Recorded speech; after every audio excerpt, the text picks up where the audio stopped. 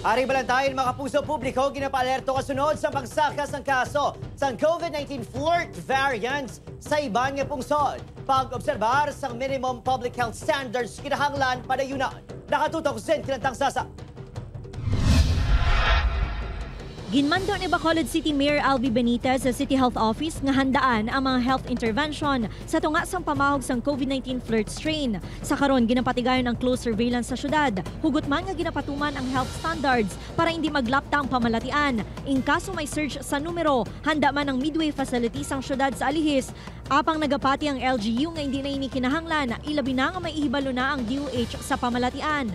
Hindi maging kinahanglan to get to that extent. No? I think number one, we are more familiar sa ining virus, no? Mas tamo kita information regarding this, and then we actually know how to manage kag isolate kung may mga cases.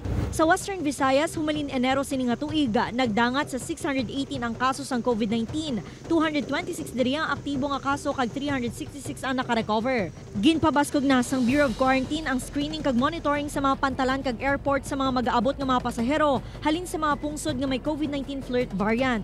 Ginabantayan ang COVID-19 strain nga may KP.1 kag KP.2 nga kabahin sang bago nga sub-variant nga kilala bilang flirt nga novel virus nga nagalapta sa kalibutan nga nagikan sa JN.1 sa variant nga una na nga nadiskubrihan sang last quarter sang 2023 kag nangin rason sa pagtaas ng infection subong nga tuig. Apang wala naman sang dapat nga kabalakan bangod mild lang ang simptomas sini.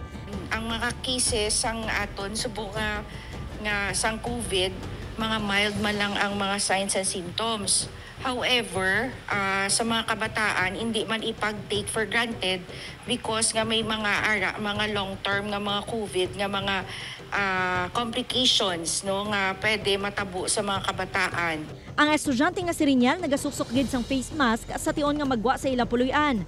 Maklo mong iban nga mga nga mga sakit or mga tao. Muna nga kailangan importante magmas. Lakip sa sintomas ng flirt variant among pagsakit sang ulo, sore throat, ubo, hilanat, nasal congestion kag fatigue. Pahanumdum sa publiko nga ipadayon ng basic health measures agud makalikaw nga malatnan. Upod kay Cirilo Randuque, Zen Kinantang Sasa, One Western Visayas.